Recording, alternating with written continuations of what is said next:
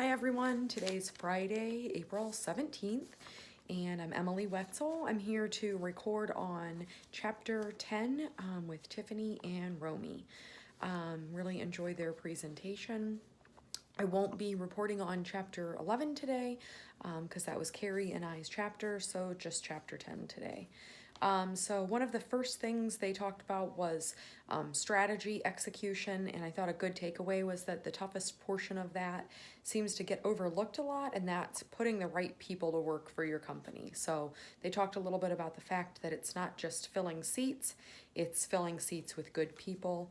I would take it even a step further and say it's filling seats with good people and having the right amount of them for the work. So you can make sure that you're meeting your demand without having idle capacity. They talked about the fact that the quality of your people are one of the biggest assets of your company, so I definitely agree with that.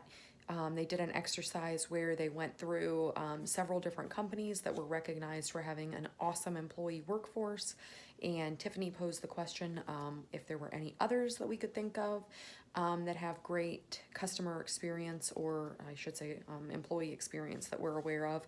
And two that came to mind were Amazon. I think that one's pretty obvious. I always have a great experience with Amazon. It's pretty ingrained in their culture.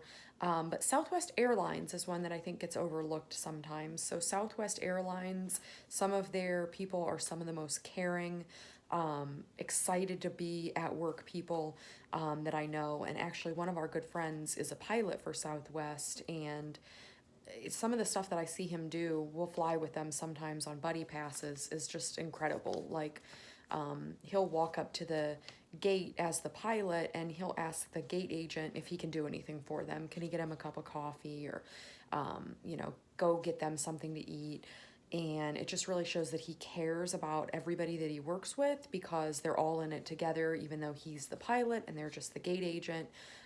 He cares about them and he wants to have a good experience for everyone. And I think that really trickles through to their whole culture. I loved the video. In fact, I may go back and watch it again. The first video that was kind of a TED Talk, and it had the guy with the bakery situation with the teenager getting chastised by her boss. I thought that was a great example of what to do and what not to do. And I also loved that they said, I wrote down EX equals CX, which it's an old saying that your customer experience can't be any greater than your employee experience, but it really holds true, and it's pretty foundational in having a great customer experience. So I thought that was really good. I also love the term CX. So I work for Allstate. That's no secret. I've said it a million times. And we call it CE, customer experience. Seems like the industry-wide standard, though, really is CX. So I might get really cool and start calling it that. Okay, what else do I have? We talked a little bit about the structures of a company, and she asked us to report out on, or maybe it was Romy asked us to report out on what structure we have. So we definitely have a functional structure where we have different types of work being done that roll up to one leader.